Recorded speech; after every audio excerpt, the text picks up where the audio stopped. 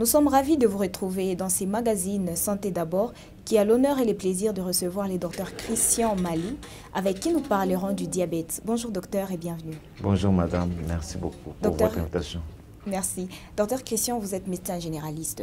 Oui. Alors pour commencer, d'ici à 2030, l'Afrique va doubler les cas de diabète. Comment réagissez-vous face à ces tableaux? Merci. Permettez que j'arrive d'abord à définir le diabète pour que ceux-là qui nous entendent et qui n'ont jamais parlé de diabète ils peuvent comprendre. Et puis je vais revenir maintenant à la question. Exactement. Le diabète en soi, c'est une maladie chronique qui est caractérisée par une hyperglycémie chronique. Et quand on dit hyperglycémie, ça veut dire que ce sont des gens qui vivent avec des taux de sucre au-dessus des valeurs normales. Donc, la valeur de référence pour quelqu'un qui est resté 8 heures sans manger, c'est 126 mg par décilitre. Alors, lorsqu'on dose, on a cette valeur au-delà de 126, on parle d'un diabète. Et il y en a aussi d'autres tests comme l'hémoglobine glyquée et l'épreuve d'hyperglycémie provoquée par voie orale. Quand quelqu'un mange 2 heures après, on vient au contrôle. Si les valeurs sont au-delà de 200 mg par décilitre, on dit que la personne est diabétique. Et il y en a pour lesquels il y a des signes, il y en a pour lesquels il n'y a pas de signes. Mais les signes qui orientent vers un diabète, c'est ce qu'on appelle le syndrome polycythémique. Ça veut dire que c'est un malade qui mange beaucoup, c'est un malade qui urine beaucoup.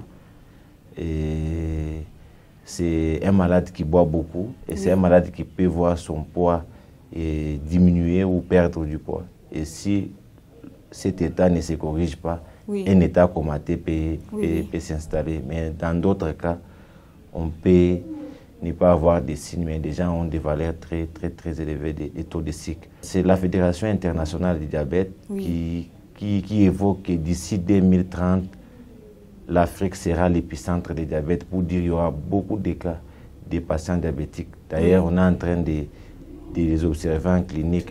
Il y a beaucoup plus de nouveaux patients diabétiques que nous mettons sous traitement. D'ailleurs, même avec l'avènement de Covid, la plupart des malades qui sont décédés au cours de cette pandémie Covid, le diabète était aussi un des facteurs qui a amené à la mort ou à des complications graves de ces patients. Alors, a-t-on avancé ou reculé dans la prise en charge ou les traitements de cas de diabète? En tout cas, il y a eu amélioration. En ce qui concerne la prise en charge du diabète, il y a eu vraiment une très grande amélioration, parce que dire qu'il y a efficacité du traitement, c'est par rapport aux résultats escomptés. Quand on essaie de lire et de voir des articles qui sont sur le net, et c'est même dont nous-mêmes nous avons publié via là où nous donnons cours, on trouve qu'il y a eu quand même une amélioration. Mais il y a toujours des cas pour lesquels il y a toujours des complications qui arrivent, parce que la prise en charge du diabète repose sur beaucoup de volets. Il n'y a pas seulement que les médicaments. Il y a aussi l'aspect psychologique du malade. Il y en a qui abandonnent les traitements parce que nous l'avons dit que c'est une maladie chronique, et en ce moment-là, on peut avoir des complications apparaître ou ne pas assister à une bonne évolution. Mais de manière générale, le patient diabétique évolue bien pour ceux-là qui adhèrent au traitement, et ils arrivent même à normaliser leur taux de sucre. Et on leur dit toujours ça, les diabètes et diabète, que quand vous avez des valeurs élevées, que vous pouvez vous considérer que vous êtes un patient diabétique, mais quand vous vous réveillez le matin, vous mangez, vous avez des valeurs normales sous traitement ou sous prise de médicaments ou des injections, vous allez voir que ce n'est plus vraiment un problème majeur de santé pour vous. Mais ceux-là qui n'adhèrent pas au traitement, c'est compliqué. Mais moi, je trouve que la prise en charge a beaucoup plus évolué, parce qu'on ne vise pas que les volets médicamenteux. D'ailleurs, on en parle beaucoup plus, des 3 A. Ça veut dire qu'il faudra qu'il y ait l'alimentation, l'activité physique et puis l'accompagnement. On ne met pas l'accent seulement sur le médicament. Et dans ce qui est de l'accompagnement, c'est le contrôle biologique, l'aspect psychologique et puis l'aspect médicamenteux. Donc, et puis, on essaie encore de voir beaucoup de nouveaux médicaments sont mis sur le marché pour tenter toujours à résoudre les problèmes des patients. Donc pour moi, il y a eu beaucoup plus d'avancées, parce que si vous regardez 10 ans ou 20 ans après, il y a des nouveaux médicaments qui sont sur le marché qui n'existaient pas, ou qui pouvaient exister en Europe, mais ici au Congo, qui ne pouvait pas avoir accès. On ne pouvait pas trouver facilement, oui. madame. Alors, actuellement, les facteurs des risques de diabète sont-ils les mêmes qu'il y a 20 ans ou il y a apparition d'autres facteurs? Le facteur des risques sont restés presque le même, hein, mais on doit beaucoup plus mettre l'accent sur les aliments génétiquement modifiés parce que c'est ce qu'on rencontre beaucoup plus dans notre milieu et c'est ce qui pourra aussi influencer le pic. Mais les restes des facteurs sont presque les mêmes. Donc l'obésité, parce que les gens pensent qu'avoir un gros ventre est un signe positif de la paix, de la bonne santé, alors que c'est aussi un très grand facteur déterminant du diabète. La sédentarité, d'ailleurs, vous pouvez voir, je peux dire qu'avant,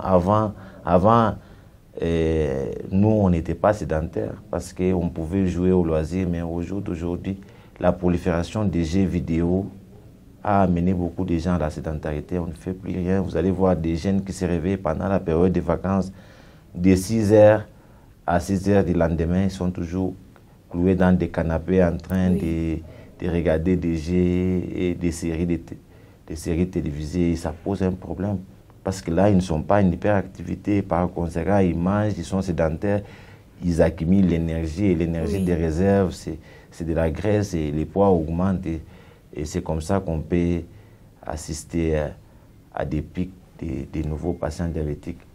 J'allais encore le dire, regardez les boissons alcoolisées, ça ne fait pas une semaine. Il y a toujours des séries, des nouvelles marques qui sortent, qui sont mises sur le marché. D'ailleurs, pour moi, en tout cas, je peux dire que les facteurs de risque ont augmenté. Parce que si vous prenez la vie de Lubumbashi en 1960, 1980 et celle d'aujourd'hui, et si vous voulez recenser tout ce qu'on a comme boissons énergétiques, boissons sucrées, boissons alcoolisées, c'est vraiment en augmentation par rapport aux années antérieures. Donc, les facteurs de risque sont beaucoup plus augmentés. Ils sont restés les mêmes, mais ils sont en augmentation dans notre milieu, vu que le mode de vie a changé. L'homme est devenu beaucoup plus sédentaire et se donne à des boissons énergétiques. Et puis nos habitudes même alimentaires, nous on aime prendre un gros foufou là le soir. Donc c'est aussi un très grand facteur déterminant. Donc il faudra manger le matin parce qu'on a le temps d'aller vaquer à nos activités et le corps a besoin d'utiliser cette énergie. Quand on mange le soir, c'est comme quelqu'un qui a le véhicule et qui veut aller garer son véhicule. Il passe sous station d'essence pour s'approvisionner. Donc ça devient l'énergie des réserves. Et l'énergie des réserves, c'est de la graisse, ce sont des protéines et par conséquent, ça amène toujours à des tas d'hyperglycémie. Donc il faudra beaucoup plus qu'on essaie d'insister sur ces facteurs de risque parce que c'est ce qui amène à de nouveaux patients diabétiques ou à des anciens patients diabétiques qui ne seront pas équilibrés s'ils ne changent pas ces habitudes ou ces facteurs de risque. Alors, vous avez parlé de l'obésité. Est-ce que l'obésité et la consommation abusive de sucre peuvent aussi favoriser le diabète? Oui, je l'ai bien dit, non? Vous l'avez dit. J'ai dit que l'obésité, c'est un grand facteur. Mais on devrait aussi savoir si la consommation abusive de sucre peut aussi favoriser le diabète. Tout excès nuit. Donc, l'obésité, d'ailleurs, quand on dit l'obésité, il y a plusieurs façons de voir l'obésité. Hein. Donc, l'obésité, on peut le voir par rapport à votre, donc, comment est-ce qu'on dit, le ventre ou tout détail. On prend un mètre ruban, on le fait passer au niveau de votre périmètre ombilical, on essaie de voir la valeur. On peut déjà dire que la personne a une obésité. Et on peut aussi faire ce qu'on appelle l'indice de masse corporelle. On regarde votre taille par rapport à votre poids. On peut aussi dire que vous êtes obèse. Et beaucoup de gens le sont sans toutefois le savoir. Ce n'est qu'au médecin ou tout personnel soignant qui peut lui dire non, ici, vous êtes obèse, il faudra revoir votre alimentation et soyez en hyperactivité. Les boissons sucrées, donc, ça amène... Parce que le diabète, c'est l'association de plusieurs. Il y a aussi même des notions génétiques. Tel qu'on est là, on ne connaît pas la mort. Hein. Et la cause réelle plutôt du décès de nos grands-parents. S'ils étaient diabétiques ou pas. Et s'ils étaient diabétiques, ça veut dire que nous avons aussi un risque sur le plan génétique de les faire. Et si vous prenez les risques génétiques, plus les facteurs de risque modifiables ici, tels que l'alimentation et la sédentarité. Donc, on peut facilement faire le diabète. Oui. Alors, qu'en est-il de la prise en charge médicale de tout cas de diabète? La prise en charge, elle repose sur 3 volets. C'est comme un tabouret qui a 3 pieds. Pour qu'il y ait l'équilibre, il faut qu'il y ait ces 3 pieds-là. C'est pourquoi moi, je parle beaucoup plus des 3 A. Le premier A, c'est l'alimentation. Oui. Donc, l'alimentation est un grand facteur déterminant. Parce que même si le patient diabétique prend les médicaments et qu'il ne contrôle pas son alimentation, il ne peut pas arriver à un état d'équilibre. Oui. Et par rapport à l'alimentation, il y a des aliments qu'un patient diabétique ne peut pas manger. Les boissons sucrées, les boissons alcoolisées. Par conséquent, lui doit prendre l'eau comme la meilleure boisson par excellence. Il doit manger moins gras et il doit beaucoup plus manger les fruits et les légumes. Et par rapport même aux heures de manger, il doit beaucoup plus manger le matin à midi et manger moins le soir. Et c'est dans ce sens-là que j'arrive toujours à dire aux patients, mangez le matin comme si vous étiez un roi, même s'il n'est pas roi, et à midi comme si vous étiez un prince, et le soir comme si vous étiez un clochard ou un pauvre. C'était une femme reine, princesse, et puis pauvre le soir. Oui.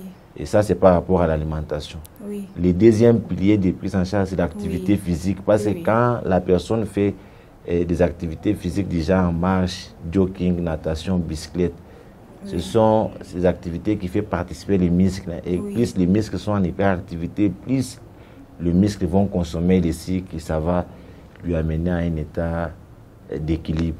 Oui. Et le troisième volet, c'est l'accompagnement sous tous ces aspects.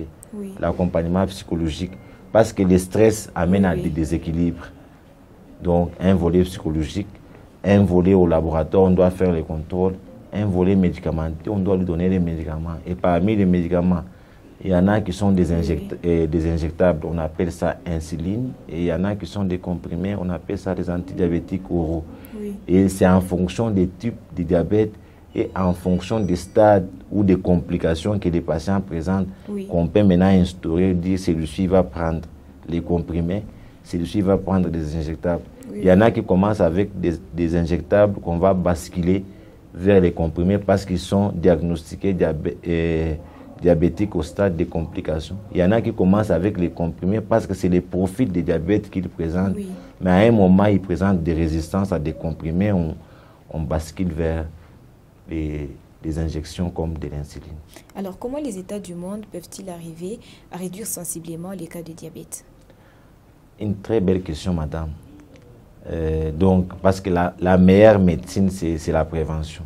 Oui. S'il faut réduire, moi je pense qu'on doit beaucoup plus mettre l'accent sur la prévention. Sur des aspects ou des facteurs, les facteurs nutritionnels, donc l'alimentation. Oui. Il faudra lutter pour qu'il n'y ait pas beaucoup plus des aliments génétiquement modifiables sur le marché. Oui.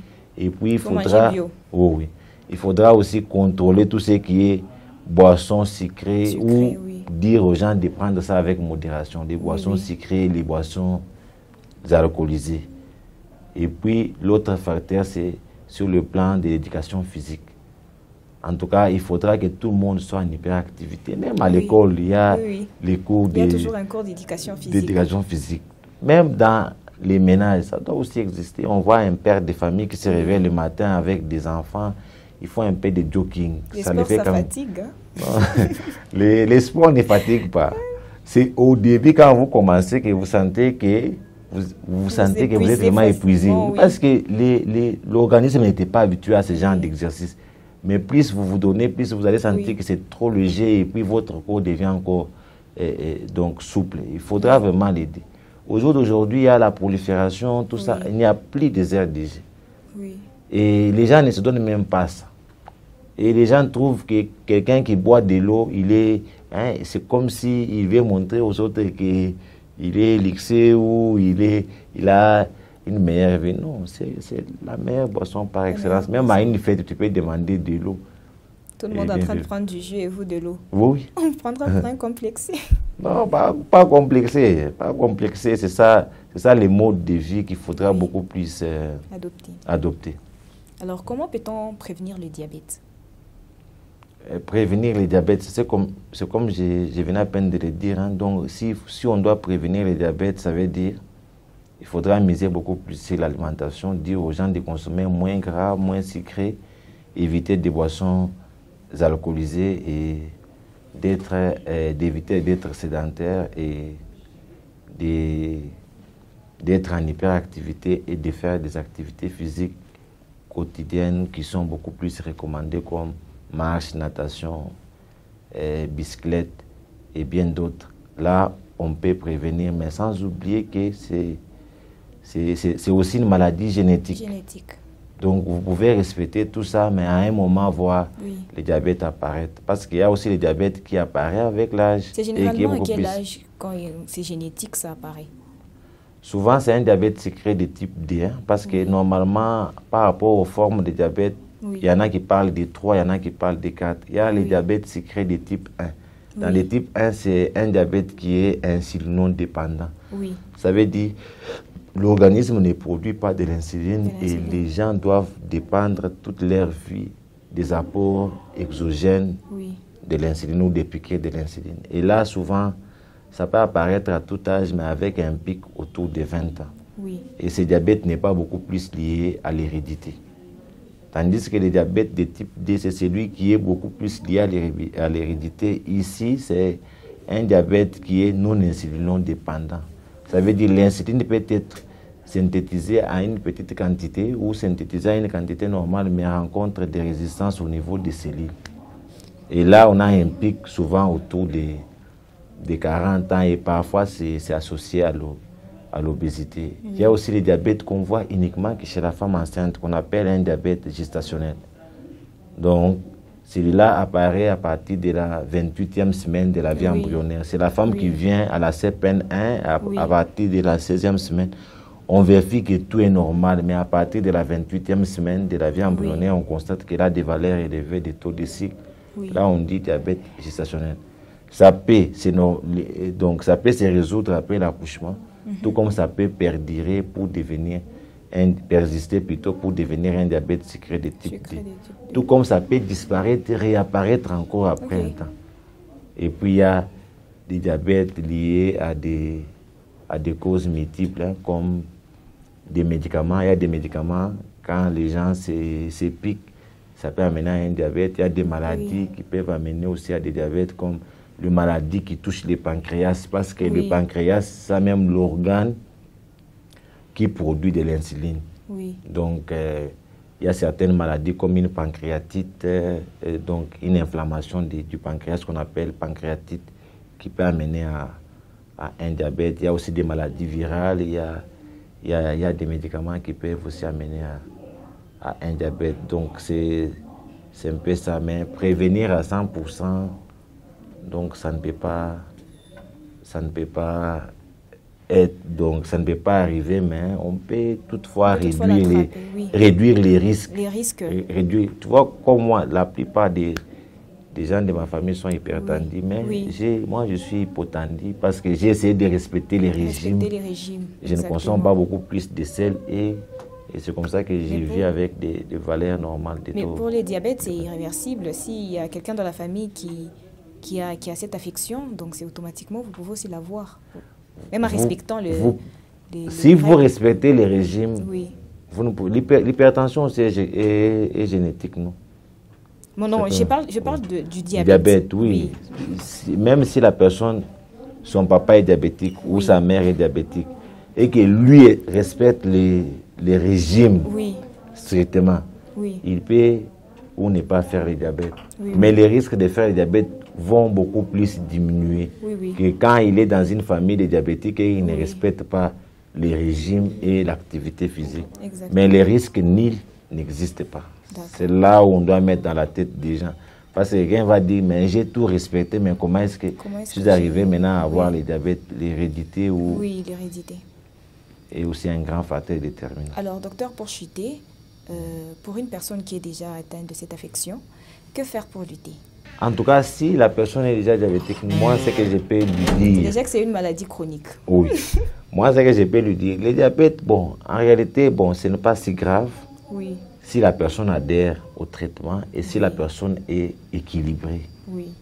Équilibré, là, ça veut dire 8 heures sans manger, ça s'appelle glycémie à jeun, vous avez des valeurs normales. 2 heures après avoir mangé, la glycémie postprandiale est normale. 3 mois après, on fait ce qu'on appelle l'hémoglobine glyquée qui vous donne la moyenne des taux plasmatiques de sucre pendant 3 mois. C'est équilibré. Les complications vont survenir le moins. Pour dire les risques nuls n'existent pas. Et ce qu'on peut leur suggérer ou leur donner comme conseil, il faudra qu'ils se donnent à leur médecin et puis il faudra qu'ils contrôlent l'alimentation. Il faudra vraiment qu'ils contrôlent l'alimentation, éviter les boissons énergétiques, les boissons alcooliques, les boissons sucrées.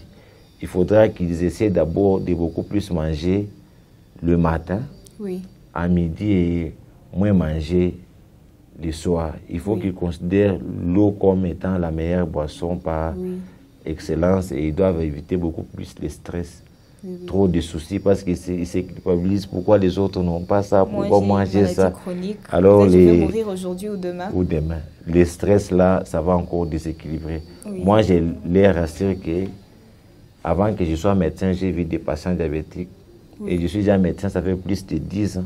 Je les vois toujours en bonne santé plus que nous.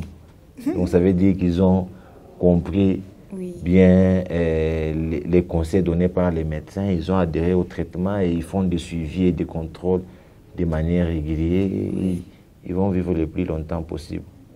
Mais vont accepter d'être un diabétique que d'être un accidenté. Exactement.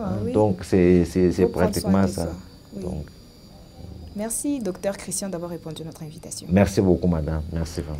Mesdames, messieurs, vous étiez nombreux à nous suivre sur vos écrans. La thématique du jour était le diabète avec le docteur Christian Malou qui s'est étendu sur cette question. Retrouvez-nous également sur nos différentes plateformes Arc-en-Ciel RTV officiel. Au revoir.